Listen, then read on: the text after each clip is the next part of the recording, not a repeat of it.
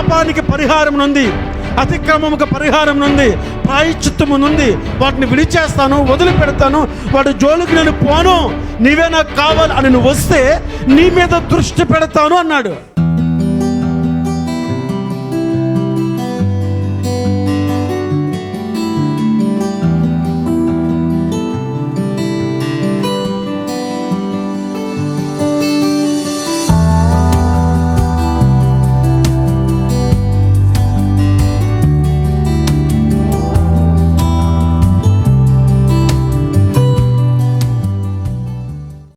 Praise the Lord. Amen. Hallelujah, hallelujah. దేవుని పరిశుద్ధ నామానికి మహిమ కలుగునగాక. కూడి వచ్చిన మీ అందరికీ నా హృదయపూర్వక వందన. దేవుడు మిమ్ములను మీ కుటుంబాలను దీవించునుగాక. హల్లెలూయా. ఈ పూట కొన్ని మాటలు మనం ధ్యానం చేద్దాం. మన దైనందిన జీవితాల్లో తప్పులు చేస్తుంటాం, పాపాలు చేస్తుంటాం, అతిక్రమములు చేస్తుంటాం, దేవునికి ఇష్టం లేని పనులు చేస్తుంటాం. ఏంటి వాగ్దాన సందేశ కూడికని పాపం గురించి చెబుతున్నారు అనుకుంటున్నారా? బైబిల్లో ఉన్న ప్రతి వాగ్దానం వెనక ఒక షరతు ఉంటుంది. షరతులు లేని నిబంధన పొందిన ఏకైక వ్యక్తి అబ్రహాము.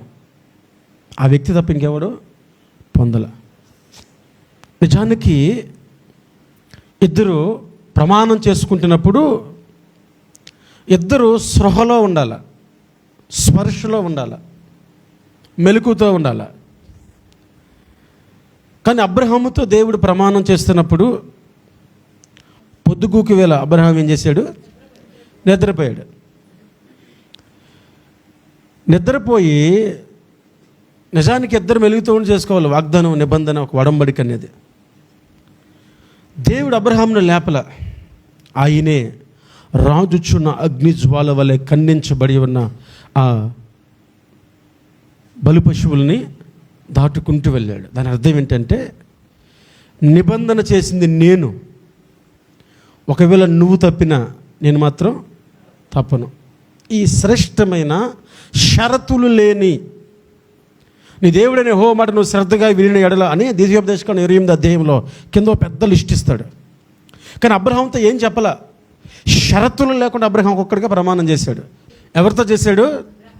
అబ్రహాం ఒక్కడితోనే షరతులు లేని నిబంధన చేశాడు, మనతో కాదు.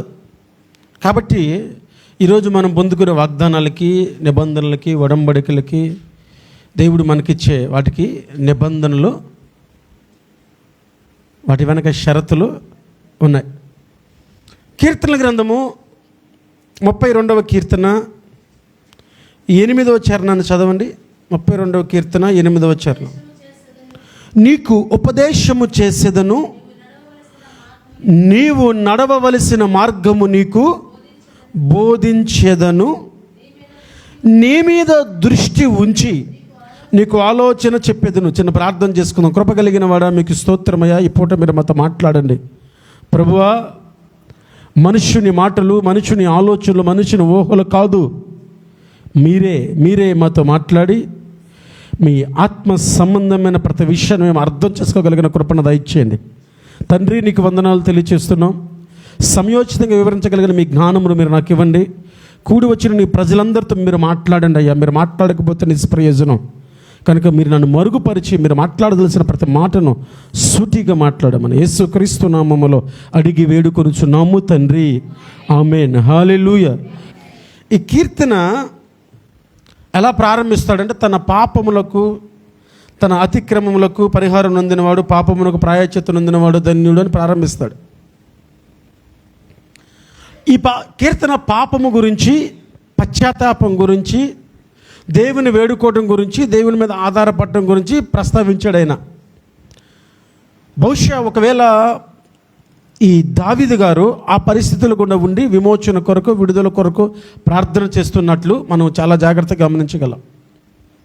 బెరియా సంఘం ఎలా బలపడింది? పౌలు అనే వ్యక్తి చెబుతున్న వాక్యం అసలు లేఖనాల్లో ఉందా లేదా? ప్రవక్తలు ప్రవచించారా లేదా, ఆయన కోట్ చేస్తున్న రెఫరెన్స్ ప్రవక్తలు చెప్పినయన్నా ఏదైనా కలిపేశాడా అని ఇంటికి వెళ్ళి మొత్తం చెక్ చేసేవాళ్ళంట. ఎంత చెక్ చేసి, ఎంత బలపడి, ఎంత విశ్వసించి, ఎంత దృఢంగా నిలబడి పౌలుని కనబడేప్పుడు కొరగాని ప్రసంగాలు, చేతగాని ప్రసంగాలు చేస్తావు నువ్వు అన్నారు. కొరగాని ప్రసంగాలు అన్నారు. ఇంకా మనలాంటి ప్రసంగిస్తే సూపర్గా ఉంటుందని అనుకోవడం మన భ్రమ. ఇంకా క్రైస్తవ సంఘాన్ని, క్రైస్తవ సమాజాన్ని ఈరోజు స్థిరముగా దేవుళ్ళు నిలబడడానికి గొప్ప సిద్ధాంతాలు అనుగ్రహించిన వ్యక్తిని, ఆయన ప్రసంగాల్ని వీళ్ళన్న మాట ఏంటంటే కొరగానివి. పాపము నుండి ఒక వ్యక్తి విడుదల పొందితే, పాపాన్ని ఒప్పుకుంటే, పశ్చాత్తాప పడితే, అతిక్రమముకు పరిహారం పొందితే, దేవుని దగ్గరకు వచ్చి వాటిని విడిచిపెడతానయ్యా, మరి చెయ్యనయ్యా అని అనుకుంటే ఆయన ఇస్తున్న వాగ్దానం ఏంటంటే నీ మీద దృష్టి ఉంచుతాను. హల్లెలూయా, హల్లెలూయా. ఎవరి మీద దృష్టి ఉంచుతాడంట? పాపానికి పరిహారం నుండి, అతిక్రమముకు పరిహారం నుండి, ప్రాయశ్చిత్తము నుండి వాటిని విడిచేస్తాను, వదిలిపెడతాను, వాటి జోలికి నేను పోను, నీవే నాకు కావాలి అని నువ్వు వస్తే నీ మీద దృష్టి పెడతాను అన్నాడు.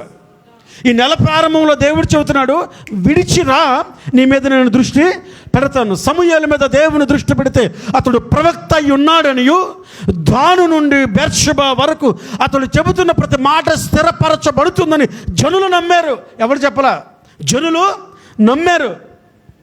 దావీదు మీద దేవుడు దృష్టి పెడితే రాజుగారికి 1000 కొలది స్తోత్రాలు, దావీదుకి 10,000 కొలది స్తోత్రాలని స్త్రీలు కొనియాడారు. ఎవడు చెప్పలా? చెప్పారా? చెప్పలా. ఈరోజు నీ మీద దృష్టి పెడతాను అంటున్నాడు. అయితే నీకున్నవి ఉన్నవే, ఆ ఉన్న వాటిని పక్కన పడేసి ఇక వాటి జోలికి పోను, వాటి దగ్గరికి రాను, అవి నాకు వద్దు, నువ్వే చాలా ప్రాముఖ్యం, లోకం మారిపోయింది, భయంకరంగా ఉంది, నీ రాకడ చాలా సమీపంగా ఉంది, నువ్వే కావాలి నాకు అని దేవుని యొద్దకు వస్తే అంటున్నాడు నీ మీద దృష్టి ఉంచుతాను అన్నాడు. ఎవరి మీద? నీ మీద అంటే ఎవరు వస్తే వాళ్ళ మీద ఆయన దృష్టి ఉంచితే జరిగే ఒక 2-3 మాటలు ఈ చరణంలోనే పొందుపరిచాడు. మొదటి నుంచి చదువుదాం. చాలమ్మా. మొదటిగా ఆయన చెప్పిన మాట ఏంటంటే ఉపదేశము చేస్తాను అన్నాడు. ఉపదేశం అంటే ఏంటి? బోధించడం. ఉపదేశము అనేది జీవితాన్ని మారుస్తుంది. ఎలా అంటే ఇదే కీర్తనలో 19వ కీర్తన 8వ చరణంలో ఒక మాట అంటాడు చూడండి. కీర్తనలో 19, 8వ చరణం, యెహోవా ఉపదేశములు నిర్దోషమైనవి, అవి హృదయమును సంతోషపరచును. యెహోవా ఏర్పరిచిన ధర్మశాస్త్రము, ధర్మము నిర్మలమైనది, అది కన్నులకు వెలుగునిచ్చును. హల్లెలూయా, హల్లెలూయా. ఆయన ఉపదేశం చేస్తాడంట. ఆ ఉపదేశం ఎలా ఉంటుందంటే నిర్దోషమైనది. ఉపదేశం అంట, దేవుని ఉపదేశం నిర్దోషమైనది, అది దోషాన్ని నేర్పించదు. ఈ ఉపదేశము నిన్ను దోషంలో పడిపోయేలా చేయదు, తప్పులు చేసేలా చేయదు. ఆ నిర్దోషమైన ఉపదేశం అంట వెలుగుగా ఉంటుంది నీకు.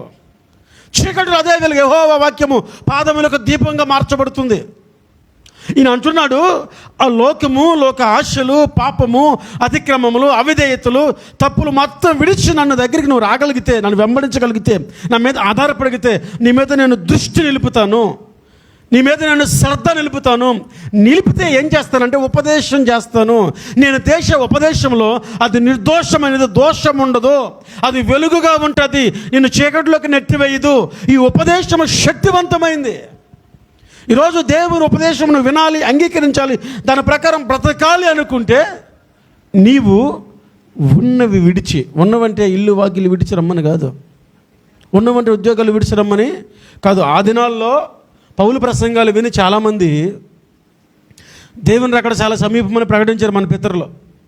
గత 2000 సంవత్సరాలుగా వీరు ప్రకటిస్తున్న ప్రకటన ఏంటంటే దేవుని రాకడ సమీపం. ఉపదేశము నిర్దోషవంతంగా ఉంటుంది. ఉపదేశము నిర్దోషమైనది. 119వ కీర్తన 29వ చరణంలో ఒక మాట అంటాడు చూడండి. కపటపు నడత నాకు దూరము చేయము, నీ ఉపదేశమును నాకు దయచేయము. హల్లెలూయా. కపటపు నడత ఉపదేశం వల్ల దూరము అయిపోద్ది. కపట నడతను దూరం చేస్తుందంట. మనకి యూదా చరిత్ర, యోసేపు చరిత్ర తెలుసు, పక్కనే. పరిశుద్ధాత్మ దేవుడు బైబిల్ని అంత అద్భుతంగా రాయించాడంటే యోసేపు గురించి రాస్తూ మధ్యలో ఆపేస్తాడు. ఆపేసి ఒక అధ్యాయం యోధ గురించి రాపిస్తాడు. ఆ యోధ దాంట్లో ఏం చేస్తాడంటే తామారు తన కోడలతోనే తప్పు చేసేలా ప్రవర్తిస్తాడు. తద్వారా నాకంటే నా కోడలు నీతిమంతురాలు, ఆవిడ తెలియలేదు, నేనే తప్పు చేస్తానని ఒప్పుకున్నాడు ఆయన. మరలా కింద యోసేపు జీవితం కంటిన్యూ అవుద్ది. అక్కడ పొతీఫర్ భార్య ఉంటుంది. యోసేపు ఏం చేశాడు? పాపాన్ని విడిచి పారిపోయాడు. యోధ స్త్రీని చూసి వేశ్య అనుకొని పాపానికి పరిగెత్తాడు. యోసేపు పాపానికి పారిపోయాడు. అసలు యోసేపు చరిత్ర రాస్తూ మధ్యలో ఇది ఎందుకు పెట్టాడంటే పెద్ద పెద్దోళ్ళే పడిపోయారా, కానీ యోసేపు మాత్రం నిలబడ్డాడు అంటారు. చాలా అద్భుతంగా రాయిస్తాడు దేవుడు బైబిల్ని. వీళ్ళిద్దరిని జాగ్రత్తగా చూస్తే ఎవరు కపటపు నడతకు దూరంగా ఉన్నారు? యోసేపు. ఇద్దరిని పెంచింది యాకోబు కదా, ఇద్దరికి భక్తి నేర్పించలేదా? ఇద్దరికి దేవునికి ప్రార్థన చేయడం నేర్పించలేదా? అవునా కదా? ఒకడు కపటపు నడతలో పడిపోయాడు, ఒకడు కపటపు నడతలో పడలేదు. ఎందుకంటే యెహోవా ధర్మశాస్త్రం ఎవరి హృదయాంతరంగంలో ఉంటాయో వారి జీవితాల్లో కపటపు నడత అంటే నటించేది పైకి ఒకలాగా లోపల ఒకలాగా ఉండేది కనపడదు. ఎవరికైనా ఉపదేశం చేస్తారో వాళ్ళకి. మనం జాగ్రత్తగా గమనించినప్పుడు ఇది ఎప్పుడు జరిగిద్దంటే బోధించేవాడు లేకపోతే జరుగుద్ది. మన న్యాయాధిపతుల గ్రంథము 21వ అధ్యాయం 25వ వాక్యం, అంటే అదే ఆఖరి అధ్యాయం, అదే ఆఖరి వాక్యం. సమూయేలు ఎలా ముగించాడు తెలుసా? దాన్ని సమూయేలు అని రాసింది. న్యాయాధిపతులు ఎలా ముగించాడు తెలుసా? ఇశ్రాయేలుకి రాజు లేడు కాబట్టి ఎవరికి ఇష్టం వచ్చినట్టు వాడు బతికేస్తున్నాడు అని రాశాడు. అదే రాశాడు ఎక్కడ? ఆ దినములలో ఇశ్రాయేలుకు రాజు లేడు, ప్రతివాడును తన ఇష్టానుసారంగా ప్రవర్తించుచూ వచ్చారు. అది చెప్పి ముగించేశాడు. ఎందుకు ఇశ్రాయేలు సమస్యలు పడిపోతున్నారు, ఇబ్బందులు పడిపోతున్నారు చెప్పిన మాట అంటే వాళ్ళకి రాజు లేడు, నాయకుడు లేడు, నడిపించేవాడు లేడు, సరిచేసేవాడు లేడు, బోధించేవాడు లేడు, భయపెట్టేవాడు లేడు, ఇష్టానుసారంగా బ్రతికేశారు. అందుకే దేవుడు అంటున్నాడు, నేను నీ మీద శ్రద్ధ నిలుపుతాను. అవన్నీ కాదనుకొని వచ్చి శ్రద్ధ నిలిపితే నేనేం చేస్తానంటే ఉపదేశం చేస్తా. అప్పుడు నీ ఇష్టానుసారంగా నువ్వు బ్రతికే అవకాశం ఉండదు. నువ్వు ఒక క్రమంగా బ్రతుకుతావు, ఒక మార్గంలో బ్రతుకుతావు, యథార్థంగా జీవిస్తావు. ఇష్టానుసారమైన జీవితం నీలో కనబడదు నేను ఉపదేశం చేస్తే. అయితే నేను ఉపదేశం చేయాలంటే నువ్వు ఏ బంధకాల్లో ఉన్నా వాటిని కాదనుకో నా వద్దకి రావాలి. రెండో మాట ఆయన ఏమంటాడంటే నీకు ఉపదేశం చేసేదను, అంతేకాదు నీవు నడవవలసిన మార్గము నీకు బోధించేదను అన్నాడు. ఏ మార్గం? చాలాసార్లు ఈ మాట మనకు కనబడుతుంది, నడవవలసిన మార్గం అని. నడవవలసిన మార్గం అంటే నడవకూడని మార్గాలు ఉన్నాయి. నడవవలసిన మార్గము అని దేవుడు అంత పర్టికులర్గా చెప్పాడంటే నడవకూడని మార్గాలు ఉన్నాయి. మిద్ది మీద తిరుగుతున్నప్పుడు అది నడవకూడని మార్గం కదా. మిద్ది మీద తిరుగుతున్నప్పుడు అది నడవకూడని మార్గం, నడవకూడని ఆలోచన, చేయకూడని ఆలోచన శైలి అది. ఉరియాని సంభాపిస్తున్నప్పుడు అతడు ప్రవర్తించకూడని శైలి అది. ఉరియా భార్యని నా భార్యగా చేసుకుంటానని ప్రకటించినప్పుడు అతడు చేయకూడని పని అది. కాబట్టి దావీదుతో దేవుడు మాట్లాడుతున్నాడు, ఉపదేశం చేస్తా నీకు, నువ్వు ఏ మార్గంలో నడవాలో నేను నేర్పిస్తాను. నీకు ఉపదేశం చేస్తాను, నడవలసిన మార్గాన్ని నేర్పిస్తాను. ఆదికాండం 6వ అధ్యాయం 12వ వాక్యం మనం చదువుతున్నప్పుడు, నోవాహు కాలంలో దేవుడు భూమిని చూసి ప్రజలందరూ చెడిపోయి ఉన్నట్టు చూసి అక్కడ ఒక మాటను ఉపయోగించాడు. చూడండి, దేవుడు భూలోకమును చూచినప్పుడు అది చెడిపోయి 16వ అధ్యాయం 7వ వాక్యం చదవండి. ఆదికాండంలోనే యెహోవా దూత అరణ్యములో నీటి బొగ్గ యొద్ద, షూరు మార్గములో బొగ్గ యొద్ద, జాగ్రత్తగా వినాలి. ఆదికాండం 6వ అధ్యాయం 12వ వాక్యం చూస్తున్నాం. చెడిపోయిన మార్గం. ఏ మార్గం అది? చెడిపోయారు మనుషులు, మార్గాన్ని చెడిపేసుకున్నాడు. దేవుడు మనుషుని యథార్థవంతులుగా చేశారు కానీ వారు వివిధ కల్పితాలు చేసుకొని, వివిధ తంత్రములు కల్పించుకొని వాళ్ళే చెడిపేసుకున్నారు. కాబట్టి దేవుడు అంటున్నాడు, ఆది కాలంలో నోవాహు కాలంలో చెబుతున్నాడు, మనుష్యులంట మార్గాన్ని ఏం చేసుకున్నారు? చెరిపేసుకున్నారు. కాబట్టి దావీదు చెబుతున్నాడు, నీ మార్గం నువ్వు చెరిపేసుకోకుండా ఏ మార్గంలో నడవాలో నీకు తెలియాలంటే నేను ఉపదేశం చేస్తాను, నా దగ్గరికి రమ్మని. ఇప్పుడు 16వ అధ్యాయము 7వ వాక్యం చదివాము. అక్కడ మనకు హాగర్ కనపడుతుంది. హాగర్ని ఒక బొగ్గ యొద్ద దూత కనుగొన్నాడు. ఎక్కడ కనుగొన్నాడు? ఒక బొగ్గ యొద్ద కొనగొన్నాడు. ఆమె నడుస్తుంది, ఆమె వెళ్తుంది ఎక్కడికి? 2 సార్లు హాగరు అబ్రహాం దగ్గర నుంచి వచ్చేసింది. ఒకసారి పారిపోయింది, ఒకసారి ఏమో తరివేశారు వాళ్ళు. పారిపోయినప్పుడు ఏం తెచ్చుకుందో తెలియదు. దూత కనపడి వెనక్కి వెళ్ళు అంటే వచ్చేసింది. పంపిస్తున్నప్పుడు అబ్రహాం ఏమిచ్చాడు తెలుసా? కొన్ని జీవితాలు గమ్యము చేరలేని మార్గాల్లో నడుస్తాయి. మార్గంలో నడుస్తారు. బిడచావు చూడలేక ఆడ పడేసి కూర్చుంది, ఎలిగి తేడుస్తుంది. ఇప్పుడు ఆడ చచ్చిపోతే అక్కడ ఎటు వెళ్తుంది? వాడికి ఏం చేస్తుంది? ఒక ఆడ మనిషి ఏం చేయగలదా? ఏం చేయలేదు.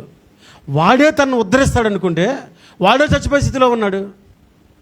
ఈ ఇంటి వేత దూరం, బైబిల్లో కొన్ని మాటలు మనకు కనపడతాయి. కొన్ని మాటలు, రాయి వేత దూరం వీలైన ప్రార్థించను అంటే సుమారుగా మనకు రాయి తీసుకొని ఇసురైతే ఎంత దూరమో అంత దూరం అని, అంటే ఆ రోజులు కొలత అట్లా రాశాడు. ఇంటి వేత దూరం అంటే ఒక ఇల్లుకి ఇంకొక ఇంటికి ఎంత దూరం ఉంటుందో, బిడ్డను పడేసి ఒక ఇల్లు ఎంత దూరం, ఇంకొక ఇల్లు ఉంటుంది అంత దూరం వెళ్ళి, అంటే బిడ్డను పడేసి వెళ్ళిపోయి ఏడ్చింది అంటే ఎంత దూరం వెళ్ళింది. అందుకే చాలా చక్కగా రాశాడు మోషే. ఇంటి వేత దూరము అంటే ఒక ఇంటికి ఎంత దూరం ఉంటుందో అంత దూరం వెళ్ళిపోయింది. అంత దూరం వెళ్ళిపోయి ఏం చేస్తుంది? ఎలుగెత్తి ఏడుస్తూ ఉంది. ఎందుకంటే హాగరు నడుస్తున్న మార్గం ఏదైతే ఉందో ఆ మార్గము గమ్యానికి చేర్చేలా కనపడలా. అప్పుడు దూత మరలా జోక్యం చేసుకొని అంటాడు, హాగరు లే, బిడ్డను తీసుకో, నిలబడు. నీటి బొగ్గను తెరిచి నీళ్ళు ఇచ్చాడు.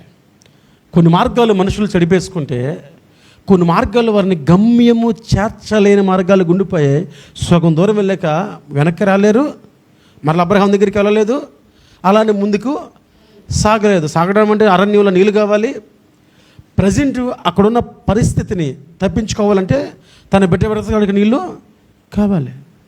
ఈరోజు మన మార్గాలు చాలా సందర్భాల్లో గమ్యానికి చేర్చలేని మార్గాలుగా ఉండిపోయాయి. అందుకే అంటున్నాడు, నేను శ్రద్ధ నిలుపుతాను నీ మీద, నువ్వు ఏ మార్గంలో నడవాలో నీకు నేను బోధిస్తా. ఆదికాండం 35లో 16వ వాక్యాన్ని 19వ వాక్యాన్ని చదవండి.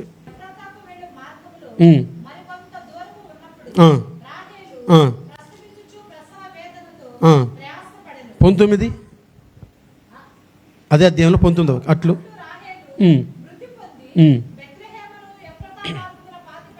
చాలు. ఈ మార్గంలో ఎందుకు చచ్చిపోయింది తెలుసా?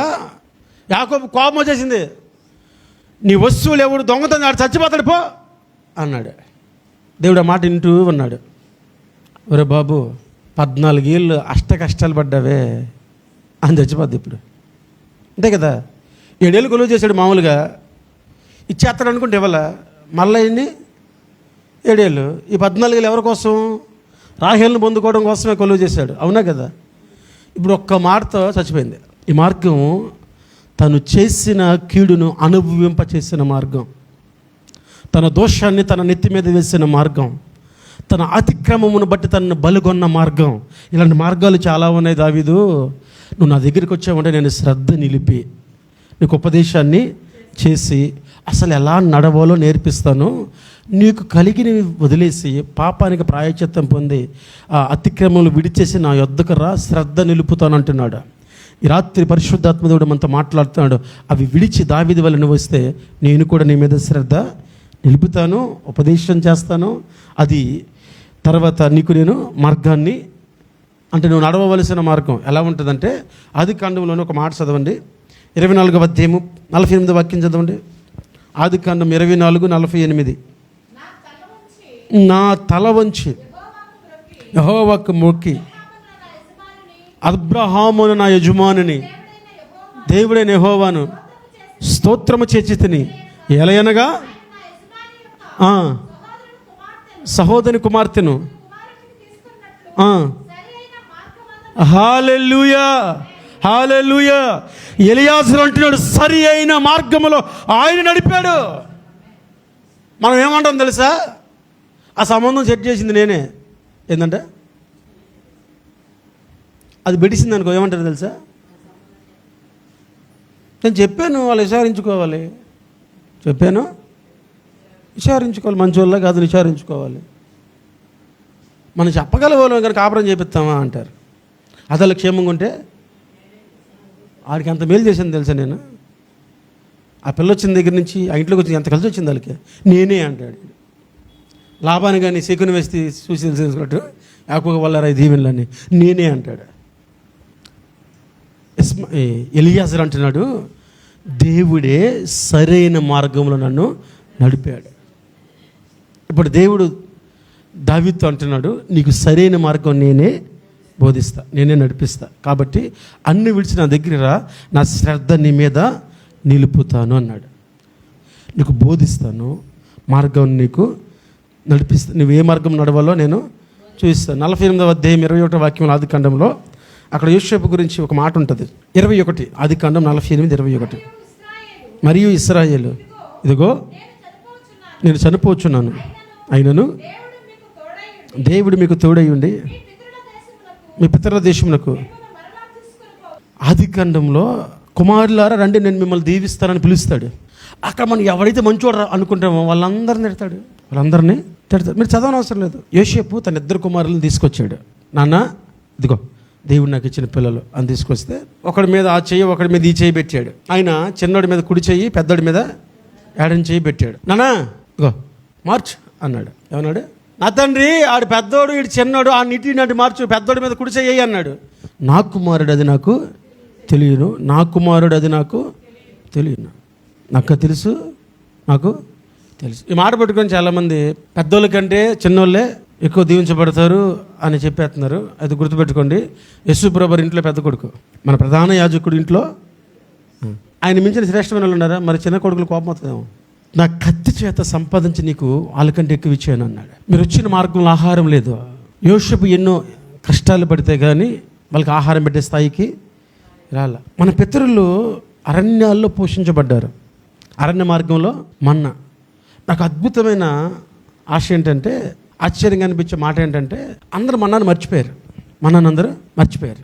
మన్నా ఇప్పుడు మోషే తర్వాత కానానికి వచ్చాక, కానాన్లో పంట పండిస్తుంటే వీళ్ళు తింటున్నారని దేవుడు దాన్ని ఆపేశాడు. దేవుడు వాంటెడ్గా ఆపల, వీళ్ళు వాంటెడ్గా ఇంకోటి తింటున్నారు కనుక దాన్ని ఆపేశాడు. కొండల్లో నూనె దేవుడు ఆపల, కొండలు లేక ఆగిపోయింది కనుక నూనె ఆపేశాడు. దేవుని ఆశీర్వాదాలు ఎప్పుడు కూడా ఒకడికి ఇచ్చిన తర్వాత ఆయన లాగాడు, వాడు నాశనం చేసుకుంటే మాత్రం ఆయన చేయడు, వదిలేయటం అంతే. ఈరోజు చాలామంది వాళ్ళకి ఇచ్చిన ఆత్మవరాలు, కృపావరాలు నాశనం చేసుకుని పతనమైన వాళ్ళు చాలామంది మనకు కనబడతారు. ఆయన ఏది కూడా వాంటెడ్కి తీశాడు, ఇచ్చిన తర్వాత తీసుకునే వ్యక్తిత్వం కలిగినోడు కాదు ఆయన. కాబట్టి ఈ ప్రకటన గ్రంథంలోకి వచ్చే యోహానుతో మాట్లాడుతూ మరుగై ఉన్న మన్నాను భుజింప చేస్తాను జయించిన వాడికి అంటాడు. దాన్ని ఏం చేసి పెట్టాడు? మరుగు చేశాడు. ఎవరి కోసం? నా కోసం. మరుగై ఉన్న మన్నాను మీరు భుజిస్తారన్నాడు. మనం చెప్పుకోవడమే. అసలు మన్నాకి ఏం పేరు తెలుసా మీకు? అసలు మన్నా పేరంటే తెలుసా మీకు అంటున్నా? దేవతలు భుజించే ఆహారం, దాని పేరేంటి? కెరూబులు ఉన్నారు, షరాపులు ఉన్నారు, దేవతల పేర్లు ఉన్నాయి, మికాయలు, ఆయలు, ఏలు పేర్లు ఉన్నాయి. మన్నాకి పేరు తెలియదు ఎవరికి, పైకి వెళ్ళక తెలుస్తుంది మనకి. ఎలా అంటే దీనికి ఏం పేరు పెట్టాలి నాకు తెలియనప్పుడు విచిత్రంగా ఉంది అన్న. అరే వెళ్దాంరా, ఎక్కడికి? ఈ చిత్రాన్ని తెచ్చుకోవడానికి వెళ్దాం అన్నాడు ఇంకొకడు. మన్నా అంటే ఇదేంటి? ఉదయం లేచరే అది తెచ్చుకుందాం అన్నాడు. ఏందిరా? అదేరా. అదేంటి? నేను అదేంటి అనుకున్నాం కదా, అది తెచ్చుకుందాం అన్నాడు. ఉదయం లేచి వెళ్ళారు. ఎక్కడికి వెళ్ళారా? అదేంటి తెచ్చుకోవడానికి వెళ్ళాం. మరి ఉదయం లేచి అదేంటి తెచ్చుకుందాం. అదేంటి తెచ్చుకునేది ఏంటిరా? మన్నా అంటే ఏంటి? అదేంటి? What is it? అదేంటి? పైకి వెళ్తే తెలుస్తుంది అదేంటి. దేవుడు కూడా వీళ్ళ భాషలోనే మాట్లాడాడు. అదేంటి అని తిన్నారే, అదేంటిని మీకు పైన పెడతాను రండి అన్నాడు. యోహాను అదే కదా ప్రకటన గ్రంథంలో చెప్పడం, మరుగై ఉన్న మన్నా. అప్పుడు ఖచ్చితంగా మనం అడగచ్చు, అయ్యా అసలు దీని పేరు ఏందయ్యా అని అడగచ్చు. అవునా కదా? ఇవన్నీ మన పితరులు మార్గాల్లో తిన్నారు, అరణ్యాల్లో తిన్నారు, కొబ్బరి నీళ్ళ వంటి నీళ్లు తాగారు. శాంసోన్ కానీ మన పితరులు కానీ బండను చీలిస్తే, పౌలు అద్భుతంగా ఒక మాట రాస్తాడు, వారిని వెంబడించిన బండ క్రీస్తే అంటాడు. కాబట్టి దావీదుతో మాట్లాడుతూ దేవుడు అంటున్నాడు, నీకు ఉపదేశం చేస్తాను, మార్గాన్ని బోధిస్తాను. మూడవ మాట ఏమంటా అంటే ఆలోచన చెబుతాను అన్నాడు. ఆలోచన చాలా ప్రాముఖ్యం. నేను ముగిచేస్తాను సింపుల్గా కొన్ని మాటలు. సొలొమోను కుమారుడికి ఆలోచన చెప్పారు. ఎవరు? యవ్వనస్తులు. ఏమైంది? 12లో 2 మిగిలాయి. 12లో 2 మిగిలాయి. అదే యూదా రాజ్యం, ఇశ్రాయేల్ రాజ్యం ఉత్తర దక్షిణ రాజ్యాలుగా చీలిపోయాయి. 2 దానికంటే ముందు భార్యల మాట సొలొమోను అన్నాడు. ఈ సమస్యకు పునాదే అక్కడ పడింది. అతడు వృద్ధాప్యానికి వచ్చాక భార్యలు ఎటు తిరగమంటే తిరిగాడు. బాధ ఏంటంటే సాక్షాత్తు దేవుడే 2 మార్లు ప్రత్యక్షమై, ఎన్నిసార్లు? సొలొమోనా నా వైపు తిరుగు, సొలొమోనా అటు వెళ్ళకు నా వైపు తిరుగు అని 2 సార్లు దేవుడు ప్రత్యక్షమే చెప్పినా లెక్క చేయలే. అంత పవర్ఫుల్గా ఉంటారు అబ్బాయిలు భార్యలు అంత పవర్ఫుల్గా ఉంటారు. ఇంకా లాస్ట్కి ఒకటి తేల్చేసాడు ఆయన. ఏం తెలిసాడు తెలుసా? అస్సలు దీంతో కాపురం చేసే కంటే మిద్ది మీద ఒక మూలను కూర్చోవడం బెటర్ రా అన్నాడు. ఎవరు? సొలొమోను. మరి అంత తెలిసినప్పుడు దేవుడి మీద ఆధారపడాలిగా. ఆయన 2 మార్లు ప్రత్యక్షమైన సొలొమోను నా వైపు తిరుగు, సొలొమోను నా వైపు తిరుగు అన్నా ఏం చేశాడు? తిరగల. అప్పుడు చెప్పాడు ప్రవక్తను పంపించి, అరే అబ్బాయి నీ గుడ్డని 12 మొక్కలు పీకు, 2 మొక్కలు ఆడి చేతిలో పెట్టిరప్ప సొలొమోను చేతిలో అన్నాడు. మిగతా 10 మొక్కలు అయ్యి అంటే ఈ 10 మొక్కలు తీసుకెళ్ళి పనోడి చేతిలో పెట్టి అన్నాడు. 10 మొక్కలు తీసుకెళ్ళి పనోడి చేతిలో పెట్టమన్నాడు. వాళ్ళ సంస్థానంలో వారి దగ్గర పనిచేస్తున్న పనోడికి 10 గోత్రాలు ఇచ్చి, దావీదు సంతతిలో పుట్టి యథార్థంగా బ్రతుకుతో దేవుని యథార్థంలో ఉండాలని నిర్ణయించుకున్న సంతతి 2, ఈ 2 కూడా వీళ్ళ కోసం పెట్టలే, దావీదు కోసం పెట్టాడు. ఆ దావీదుతో మాట్లాడుతూ అంటున్నాడు, ఉపదేశం చేస్తా, మార్గాన్ని బోధిస్తా, ఆలోచన చెబుతా. అందుకే దావీదు చనిపోయాడు, నా కుమారుడా లోకులు పోయే మార్గాన్ని నేను పోతున్నానయ్యా, జాగ్రత్త, దేవుని మీద ఆధారపడని చెప్పే పోయాడు పాపం ఆయన. అది సఫలమవ్వాలంటే ఆయన మీద ఆధారపడని చెప్పే వెళ్ళాడు ఆయన. కానీ ఈయన ఏం చేశాడు? అందుకే ఆలోచన చాలా ప్రాముఖ్యం. అందుకే దేవుడు అంటున్నాడు, నీకు నేను ఆలోచన చెబుతా. దేవుని ఆలోచన లేకుంటే సింహాసనాలు స్థిరపరచబడవు. దేవుని ఆలోచన చేతనే దావీదు సింహాసనం స్థిరపరచబడింది. దేవుని ఆలోచన చేతనే సింహాల నోళ్ళు ముయించగలిగిన శక్తి వాళ్ళకి వచ్చింది. దేవుని మీద ఆధారపడ్డారు కనుక అగ్నిగుండానికి వాళ్ళు వెళ్ళగలిగారు. కాబట్టి దేవుని వాక్యం అంటుంది, లోకంలో ఉన్న అతిక్రమంలో పాపంలో విడిచి నా యొద్దకు వస్తే ఈ నెలలో ఆయన మనకు చేస్తున్న వాగ్దానం ఏంటంటే, నీ మీద నా దృష్టిని నిలుపుతాను. నిలిపి ఏం చేస్తానంటే ఉపదేశం చేస్తాను, నడవలసిన మార్గం నేర్పిస్తాను, ఆలోచన చెబుతాను. నిశ్చయంగా లోకంలో ఉన్న సమస్తమును మనము విడిచి దేవుని యొద్దకు వచ్చి ఆయన మీద ఆధారపడదుముగాక, ఆయన మనకు ఉపదేశము చేయునుగాక, ఆయన నడవవలసిన మార్గమును బోధించునుగాక, ఆయన మనకు ఆలోచన చెప్పునుగాక. ఆమేన్. దయచేసి అందరూ మోకరించుకుంటే ప్రార్థన చేసుకుందాం.